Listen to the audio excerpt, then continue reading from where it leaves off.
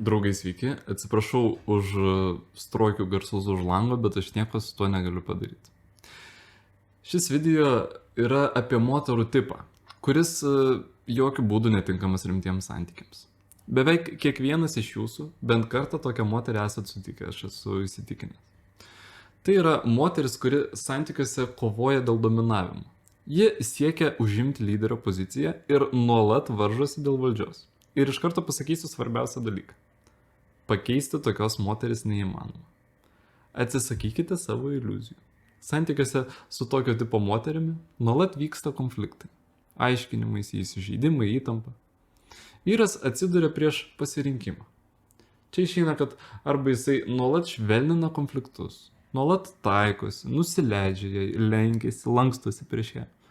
Tokiu atveju vyro reikšmingumas jos akise krenta kažkur į dugną.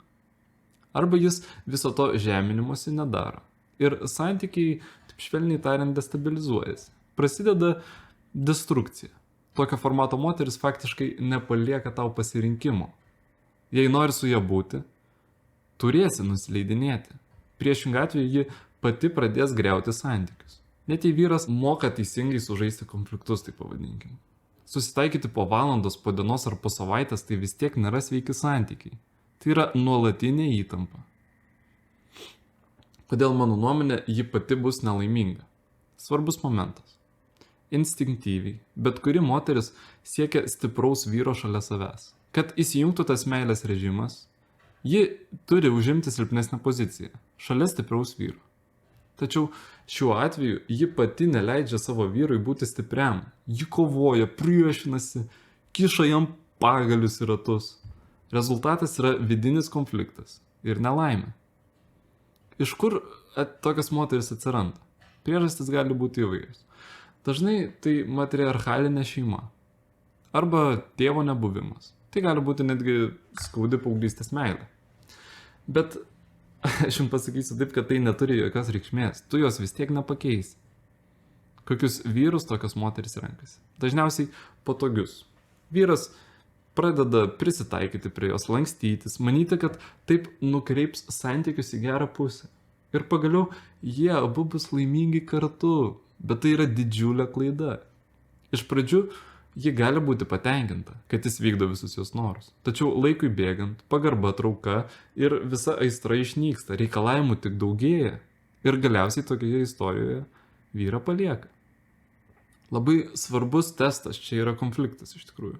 Prieš rimtus sprendimus svarbu visada pamatyti ne tik kokia moteris yra buityje, bet ir kaip jie elgiasi konfliktinėse situacijose.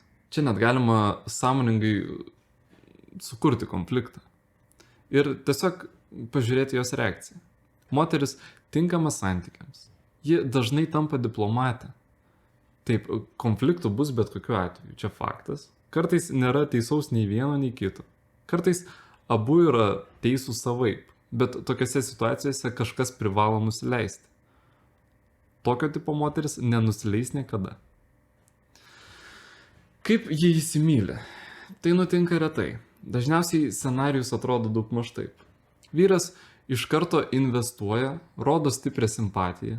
Mergina jį greitai palaužia ir jis tampa jai nebeįdomus. Reikia sekančio. Kai vyras rodo mažai susidomėjimų, tada jis staiga pati pradeda investuoti. Bet kai tik pasirodo jos charakterio bruožai, toks vyras ją atstums. Ir štai tada atsiranda prisirišimas. Ji vėl grįžta, vėl bando, tada vėl demonstruoja charakterį ir vėl yra atstumiama. Tai emocinė karuselė. Net didelė meilė, kuri tvyro ore tarp jūsų, čia nieko nekeičia. Dar vienas svarbus momentas. Net jei tokia moteris stipriai įsimyli ir tavo reikšmingumo lygis jos akise yra kažkur ten, ji vis tiek bandys įrodyti savo tiesą, vis tiek kovos dėl dominavimo, vis tiek elgsis destruktyviai. Pirmus metus ar dvejus tai gali būti pridengta tokiu įsimylėjimo etapu.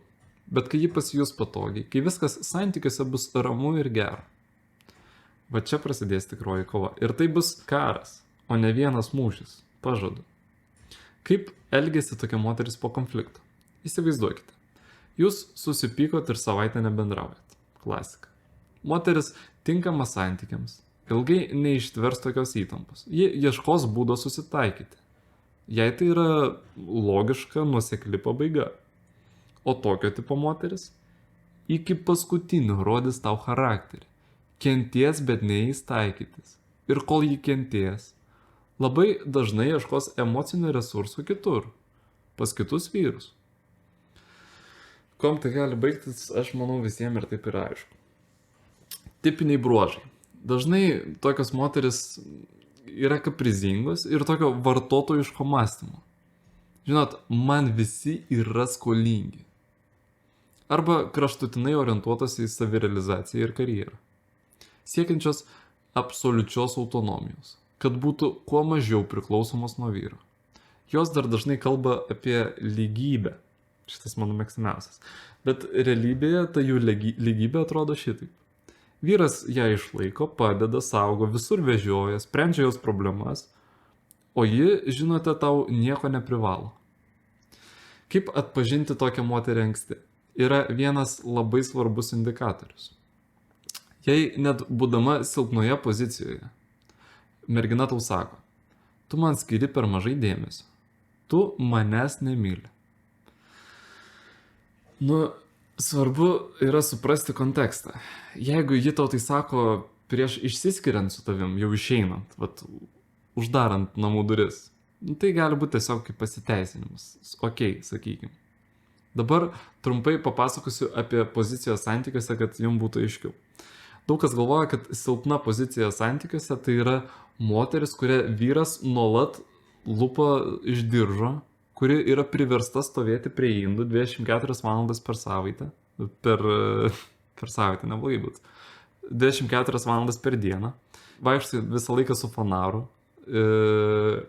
Ir va čia žmonės įsivaizduoja, kad tai yra silpna pozicija.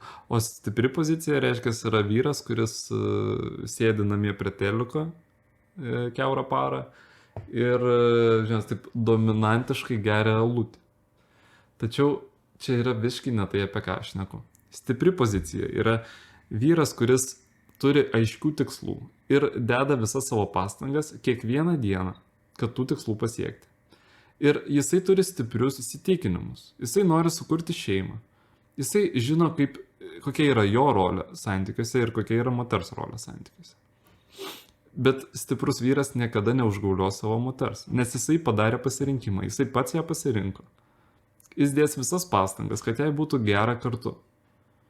O moteris silpnoje pozicijoje, jinai nėra jo tarnaitė. Jinai tiesiog padeda vyrui vykdyti jo tikslų. Nes iš anksto jie pasirinko vienas kitą, juk jie turėjo aptarti šitą momentą, jų tikslai turėjo būti panašus. Man atrodo elementarūs dalykai, bet žmonės stipriai ir silpną poziciją mato visiškai kitaip, negu aš jums pasakoju. Tęskim toliau apie mūsų temą, čia buvo lengvas nukrypimas. Taigi, jei mergina tau sako, tu manęs nemyli, ar neskiri man dėmesio, dar būdama silpnoje pozicijoje, ji jau bando tave spausti ir kaltinti. Moteris tinkama santykiams, silpnoje pozicijoje niekada neina į ataką. Ji stengiasi pelnyti vyro palankumą, o ne kovoti su juo. Kuo tai baigėsi? Jei vyras vis tiek pasirenka tokius santykius, dažnai susiformuoja priklausomybė. Jam nuolatiniai konfliktai jau tampa norma. Tie susitaikymai, emocinės audros ir vyras pradeda prie to priprasti. Tai tampa neurotiniais santykiais. Ir blogiausia yra tai, kad po tokių santykių jam jau sunku patikėti ramiais ir sveikais santykiais. Jam tokie stabilūs santykiai atrodo nuobodus. Kažko trūksta. Galutinė išvada. Net jei šiandien tu laikai stiprią poziciją tokiuose santykiuose ir jautiesi gerai, anksčiau ar vėliau tau teks rinktis. Arba jūsų santykiai baigėsi, arba tu susilenki taip žemai kaip jogos meistras iki pat žemės. Trečio varianto čia nėra. Todėl geriausias sprendimas tokio tipo moteris atpažinti anksti ir apeiti jas iš tolo. Gerai yra tai, kad jūs jau žinot, kaip jas atpažinti ir ką su tom daryti. Iki kito karto.